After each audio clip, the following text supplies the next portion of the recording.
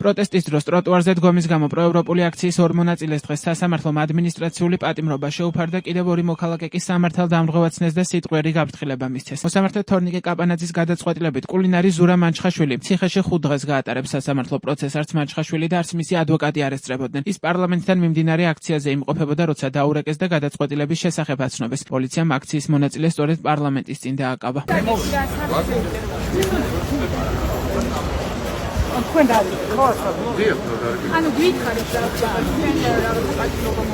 პატიმრობა მომისაჯეს დღეს 10-ზე დილას და ჩემი დაურეკე სასამართლოში მოგისაჯეთო მე 112-ში დაურეკე იქ მითხრეს არ ვიცო ჩვენთვის შემოშობთო და მე თვითონ მოვედი რა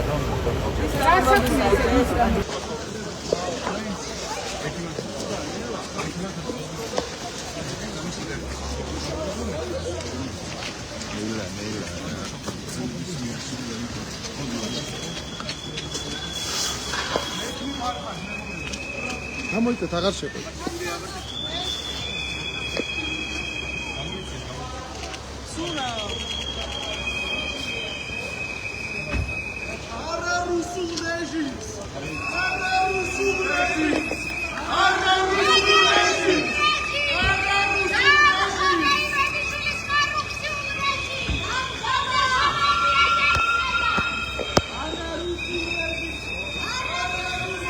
ტროტუარზე დგომის გამო 5-დღიანი ადმინისტრაციული პატიმრობა შეუფარდეს პროტესტის კიდევ ერთ აქტიურ მონაწილეს დავით ჯანდიერს გადაწყვეტილება მოსამართლე დავით მაკარაძემ მიიღო. ტროტუარზე დგომის გამო დავით მაკარაძემ დღეს სამართალდამრღვევად კიდევ ორი დემონსტრანტი თეკლა გაბელია და სოფო ჩაჩანიძე ცნო, თუმცა მათ მხოლოდ სიტყვიერი გაფრთხილება მისცა. ამ დრომდე ტროტუარის საქმეებზე სასამართლომ გადაწყვეტილება 10 დემონსტრანტის წინააღმდეგ გამოიტანა, საიდანაც 5 ადმინისტრაციული პატიმრობა შეეფარდა, დანარჩენი 5 კი სამართალდამრღვევად ცნეს და სიტყვიერი გაფრთხილება მისცეს. ყველა მათგანს ქართული ოცნების შინაგან საქმეთა სამინისტრო პარლამენტთან ტროტუარზე ხალხის გადაადგილებისთვის დაბრკოლების შექმნას ედავებოდა.